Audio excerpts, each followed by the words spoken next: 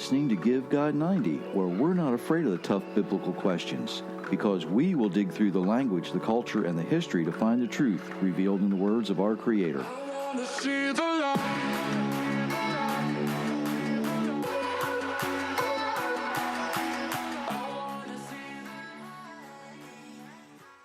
Hello, everyone. Thank you for letting us share part of your day. My name is Jerry Mitchell. Myra is sitting right here next to me. Hello, everyone. She's kind of finagling technology at the moment.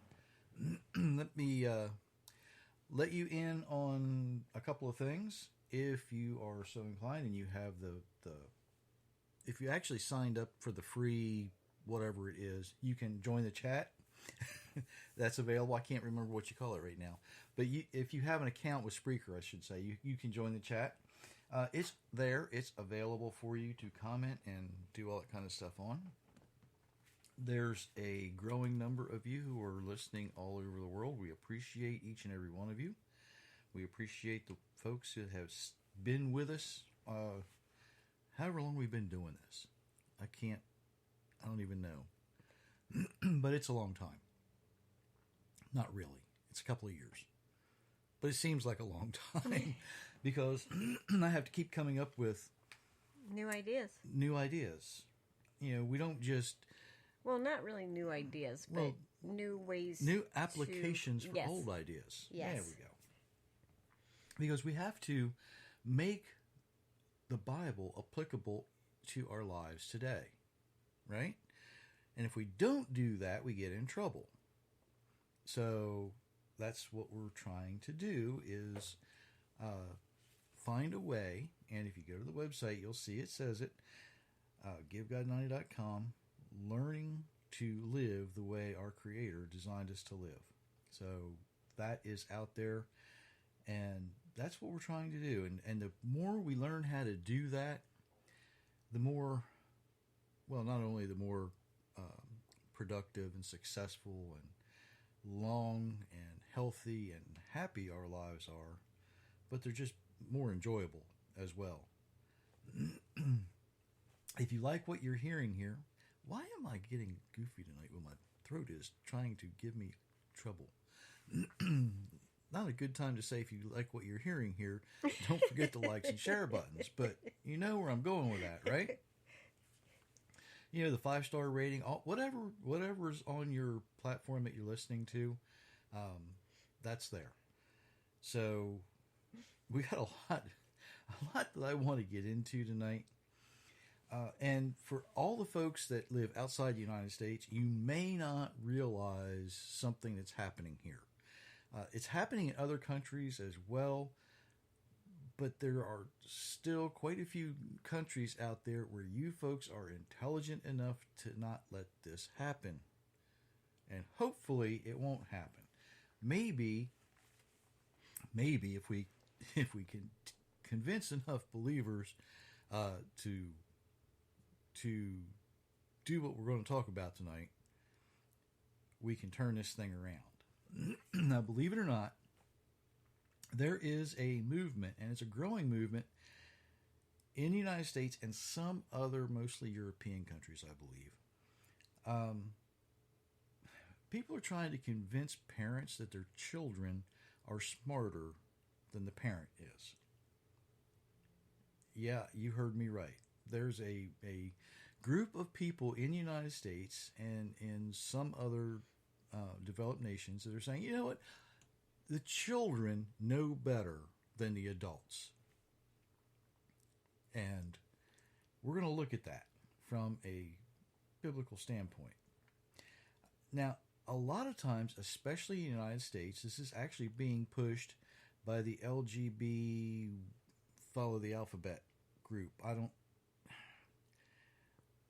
This is going to not sound good, but you know what? If you've got to have that many acronyms to describe who you are,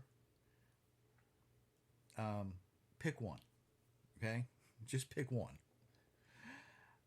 But the whole movement's starting that because that community, it's attempting to raise the number of people.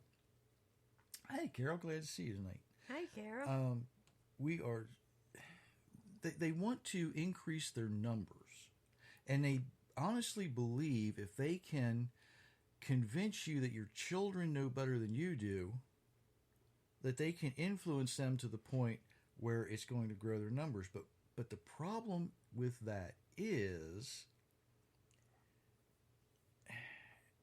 it kind of backfires on them too. Because not every child is going to adapt that lifestyle.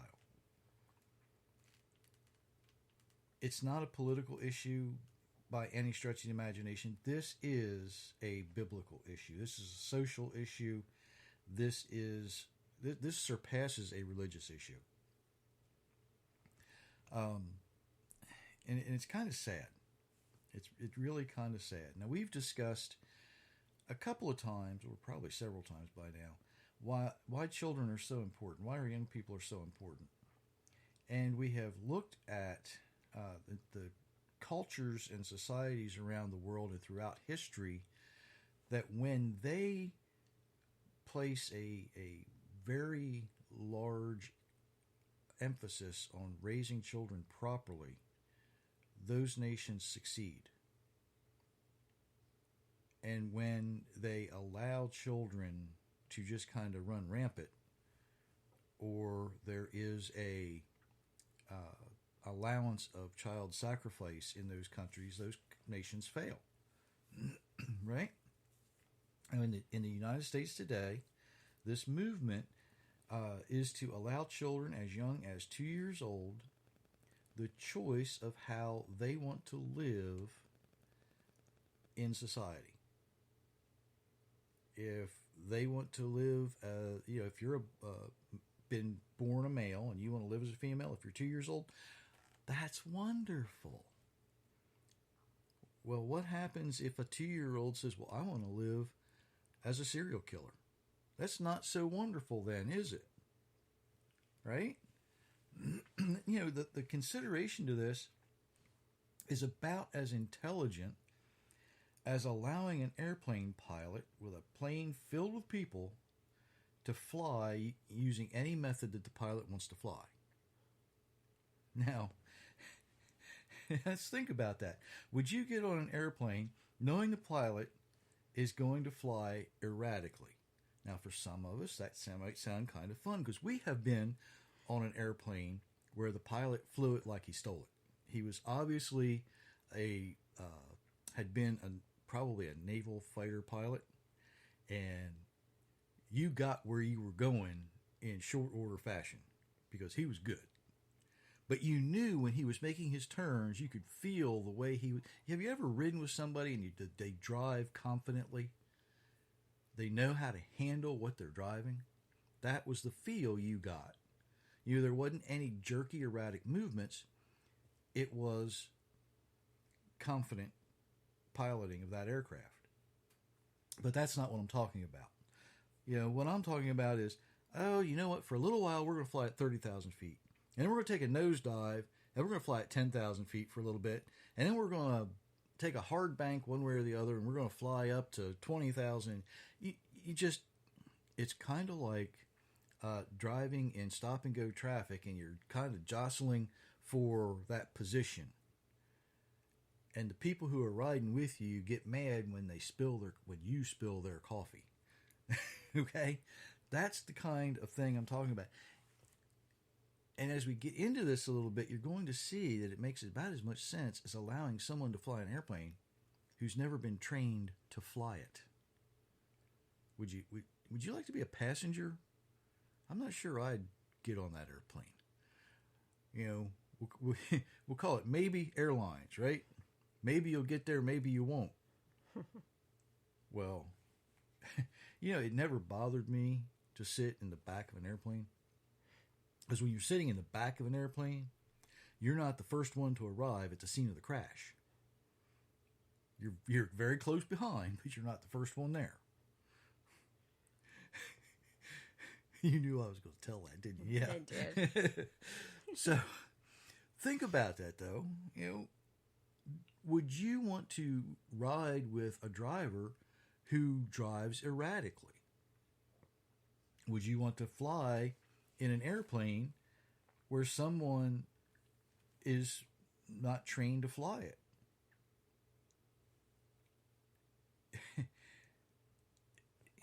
Spoiled children getting their own choice is not the way we raise children. And, sadly, and we're seeing evidence of this now, that a nation who chooses an unexperienced leader. Carol's just commenting on my airplane story. A nation that chooses an unexperienced leader can cause severe crises. A child, if you have a spoiled child in a household, that child can cause a crisis in the family because they're going to throw a fit, right? Now, we've probably all witnessed the young mother with a crying baby in a market or a store or something. And I can be honest with you, I'm at the age now where I can go, man, that's not ours. Don't have to worry about that one now. It's not one of ours. But there was a time. We have the same thing with our leadership in our nation's capital and in many state capitals. They're acting like spoiled children that have had their own way far too long. They're causing a national crisis, and really it's a world crisis. All because a parent failed to give proper instruction and discipline. Whether that parent is a parent of a child, or in the case of the United States, where we're a democratic republic, the people have failed to control their elected representatives. It's the same thing. There's no difference in this. There's a failure to teach. There's a failure to instruct. There's a failure to insist on proper behavior. When a parent fails to properly teach the child, or worse, it fails to offer any instruction or any boundaries are given, what happens? There's a breakdown in the social structure. There's a break when it's in a family and it's a child. There's a breakdown in the structure of the family, because the child's going to be fussing and crying and stomping his feet, throwing a temper tantrum. When it happens to a nation, what are we seeing right now? Look around in the United States. And it's not just the United States that this is happening in. Look around the world, because this is going on everywhere.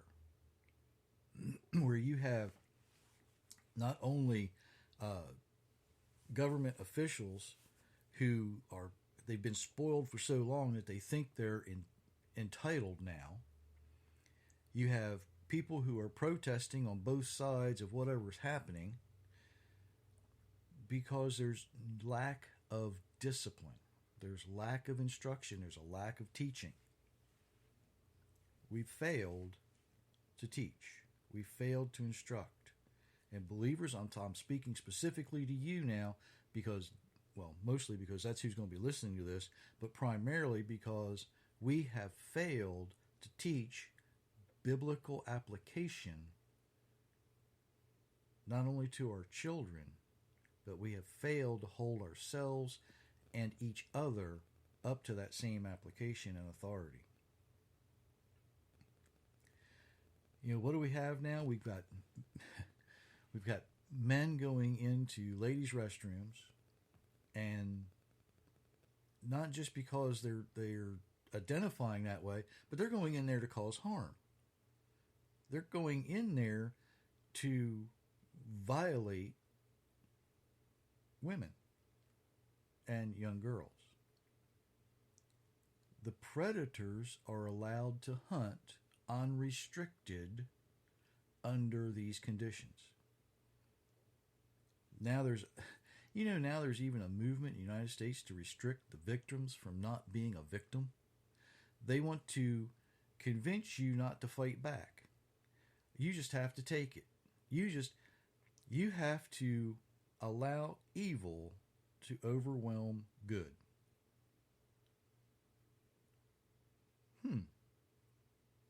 That doesn't sound like someplace you want to live, does it? Well, depending on your mentality. Myra read this on Monday, and she's going to read it again today because this is where it begins. This is where everything begins. And it comes from Deuteronomy 6, 4 through 9. Listen, people of Israel. The Lord is our God. He is the only Lord. Love the Lord your God with all your heart, soul, and strength. Always remember these commands I give you today. Teach them to your children. Talk about them when you sit at home and walk along the road.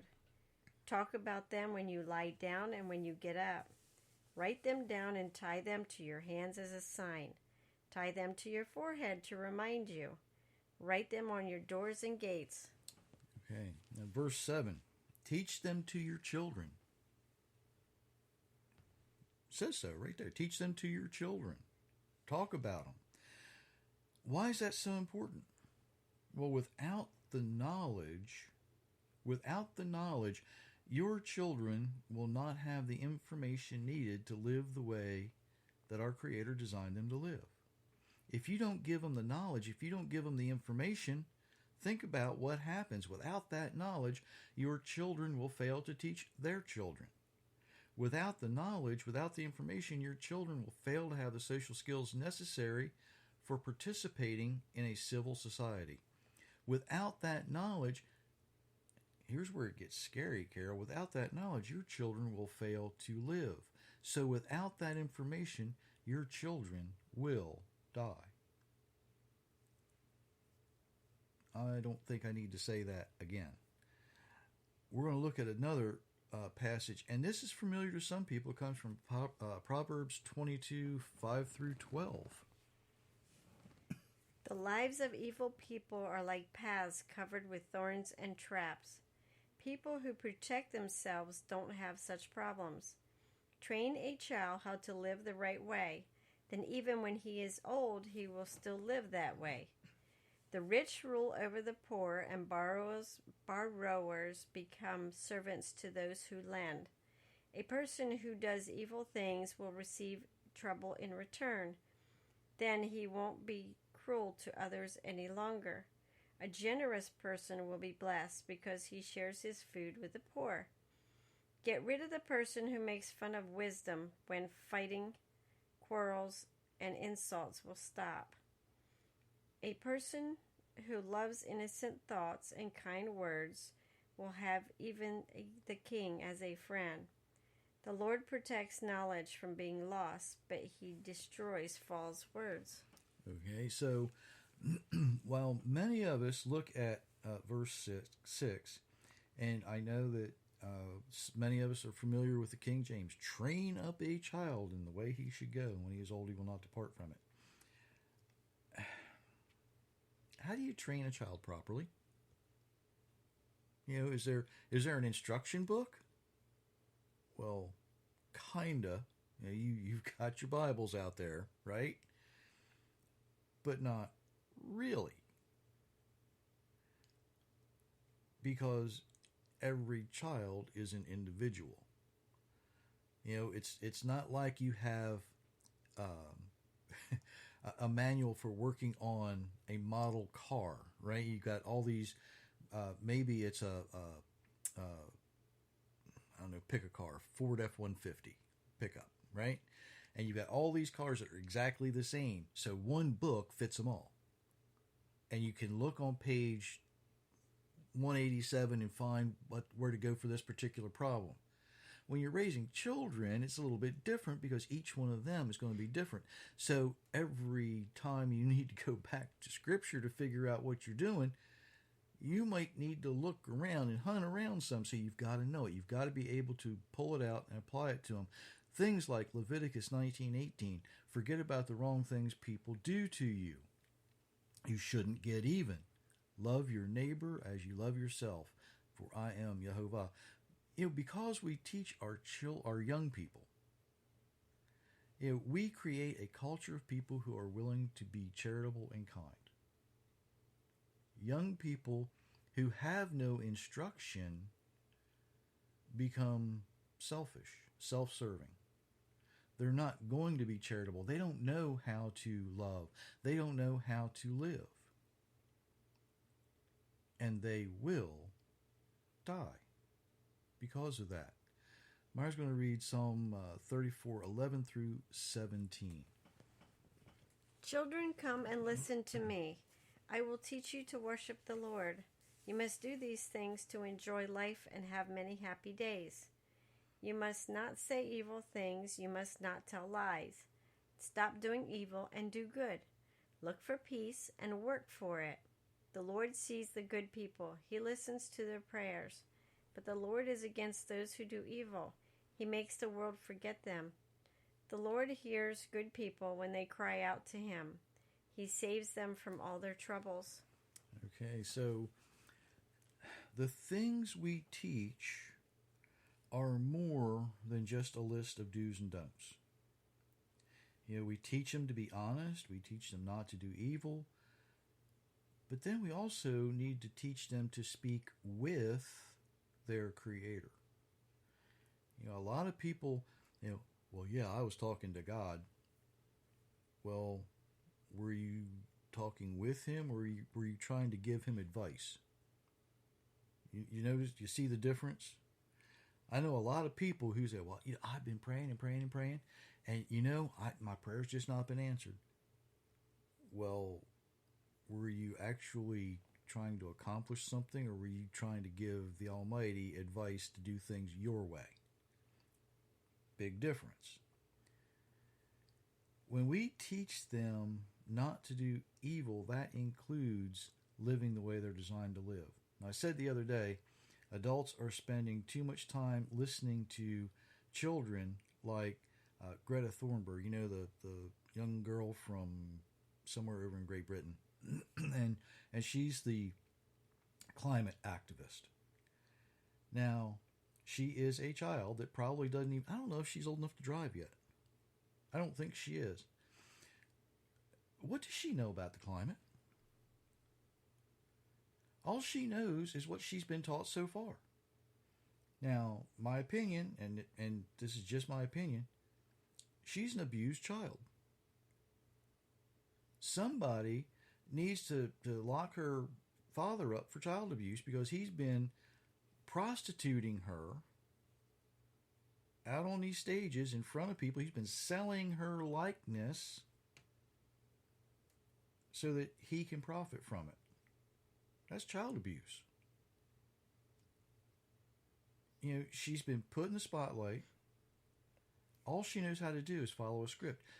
Watched an interview not too long ago with her. She could not expound on anything she said outside of the script. All she knows is what's written down for her. She's not an expert.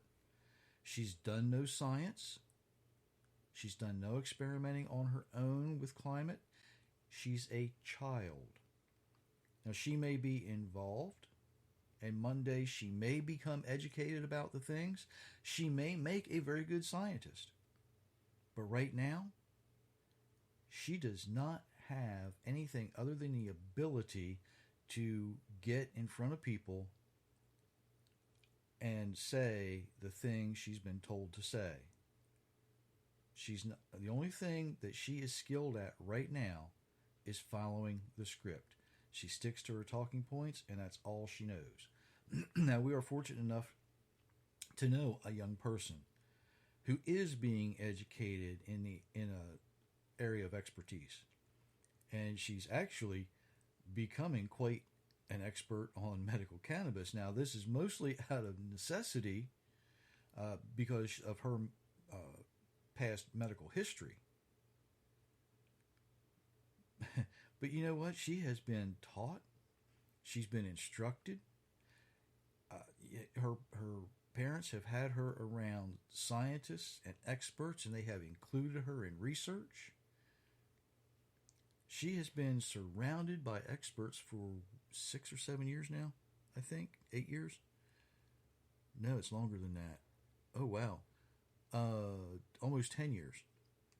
So, out of those 10 years, she has absorbed information through instruction and even through osmosis. Just being in a room, hearing people using the language, seeing the research, watching the presentations of people, real scientists doing real research in the real world. And this science is absolutely science. It's observable and it's repeatable. And she's about the same age as Greta, right? Somewhere close. But this young lady can hold her own on an interview. She's been interviewed several times. And a lot of times, she can make a reporter look like a fool. And it's kind of funny when she does it.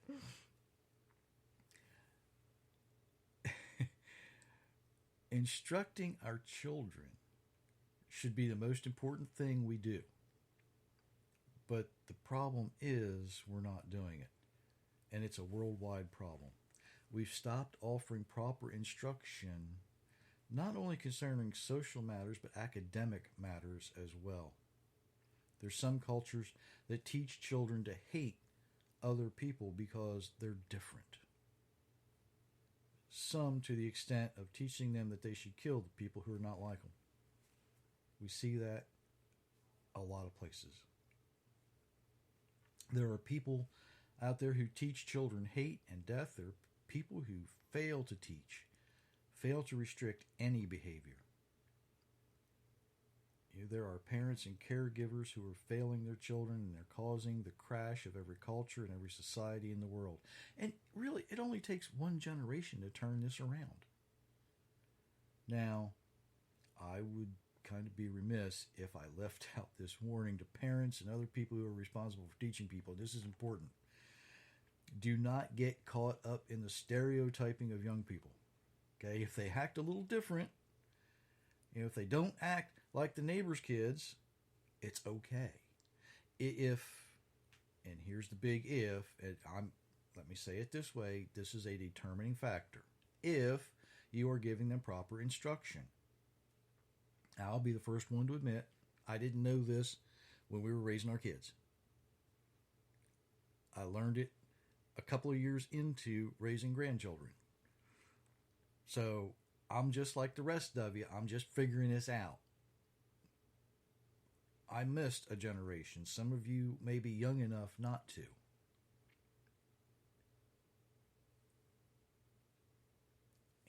A young female who doesn't care about the Tea Party, fairy princess, foo-foo stuff can become just as much of a lady as another who sits and sips the tea with the doll and the teddy bear.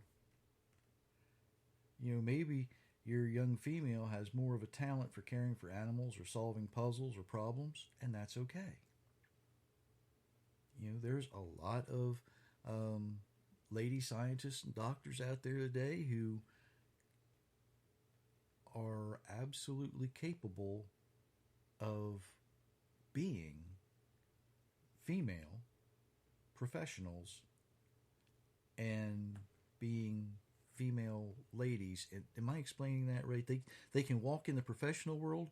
They can walk in the however you want to express the I don't want to say gender role. That doesn't sound right. Cultured female, maybe? Cultured females, yes. Where they have class. They're not going to be the ones who dress down to go somewhere that you're not supposed to dress down to go, right? there are young males out there who have a great deal of musical potential for maybe a flute or another wind instrument. Not all guys have to be drummers. Okay? It's not the way. It's just stop stereotyping people. It doesn't automatically make them homosexual. That's not it. It makes them talented. And that talent may be able to be expanded to acquire the skill, but it takes proper training and proper instruction for that as well. Nobody's going to sit down at a piano. You're not going to sit a 2-year-old down at a piano and, expect them to play Chopin and Bach right away. That just doesn't happen. It takes training, and that training builds skill. You've got to stop allowing your preconceived, stereotypical worldly filters to ruin the lives of these young people. I've seen this happen. Instead, teach them to learn how to live the way their Creator designed them to live by you living the way your Creator designed you to live. Teach them how to glorify their Creator with everything they do, with everything they say. Now, is every child who gets trained this way, who gets taught this way, are they going to, are 100% of them going to carry this through, like Solomon said, train a child up in the way they should go, and they won't depart from it? Well, no. Some of them are going to reject it. Some of them are going to reject it. Not all of them are going to mature into a happy, healthy, productive member of society. It's just not going to happen. Because some of them will be influenced. They're going to look around. They're going to see things. They're going to look, well, why does it look like those folks over there are having more fun than I'm having over here? Because sometimes the worldly things do look like more fun. But they're not always better for you. The reality is that some people, even though they have had access to all of the answers and they've had access to all the right questions, they close their eyes to what is right in front of them. They close their eyes to having that long, happy, healthy, successful, productive life. The parents may have done everything exactly right, and the child still rejected the teaching. So when is a parent no longer responsible for the actions of a child? Well, some say, well, it's 16. Some say it's 18. Well, the reality is when the child is capable of making informed choices. You can't put an age on that. You can't put an age on that. When that child is capable of saying, no, I'm rejecting, what's the comment? I reject your reality and insert one of my own, right? I don't want to live the way you're teaching me to live. I want to go play evil for a while. Some of them come back out of that. But there's a reason that Moses writes when a child rejects the parents. It's the parents' job then to go to the elders and say, we have a problem. Because he knows that the parents are going to put it off, right? It's not like you have this young person who goes out and becomes rebellious with something small, and now the parents run to the elders at the gate and say, you've got to stone my children. That's not the way it was designed to work. It was after that community would come together and attempt to convince that young person, here's why you need to do this. And when they still rejected and they were still doing evil in the eyes of the community, that's when the parents would go to the elders. and the elders would get involved. And that's when, what some people call the stoning of the children may take place. Sometimes for a young person, all they really need is the assurance of the boundaries. Sometimes adults need the assurance of the boundaries, right? I mean, how many adults do we have out there today in society who are running rampant? But it's the assurance of the boundaries that create a civil society. Knowing that a group of people who are living the way that the Almighty designed them to live are not going to tolerate the rebellion. They're not going to tolerate the rejection. They're not going to tolerate allowing evil inside the community. It needs to stay outside the community. Even Yeshua himself, for all you Christians out there, in Luke 13, I think it is, don't quote me on that one. He said, if you fail to repent, you will die. It's that simple. If you're looking it up in King James, it says, lest you repent, you shall perish. But to put it in today's world, if you don't stop doing what is evil and do what is right, not in your own eyes, not in your parents' eyes, not in the neighborhood's eyes, but in the eyes of the Almighty, you will die. If you need help with repentance, we can help with that. That's what Give God 9 is here for. We teach you to live the way you are designed to live. Just like we're trying to convince you tonight to live by teaching your children through your own example. Because when they see you doing that, they're going to realize, oh, it's not do as I say, not as don't. How's that saying go? Do as I say, not as I do. Okay, I haven't used that for a while. I couldn't remember it. But think how one generation can turn the world around. I'm not really at this point convinced that's going to happen, but we can try. Because the ones who will try will be the ones who receive the reward. So, parents, teach your children so that they can teach their children, to teach their children, to teach their children, and so on, and so on, and so on. Thank you all for joining us this evening. We appreciate it. I probably should say before we go, there's some folks around that we know that listen to this that are in need of some assistance. One is getting ready to send some children back to school in a nation where it's not free. And she was out of the working realm with COVID for a little while this year, and so she's a little behind. If you'd like to help her, we can get her some assistance. There's some others out there. If you'd like to help them, we can put you in contact with them one way or the other, and or if you'd like to do it through us, that's fine too. We can arrange that.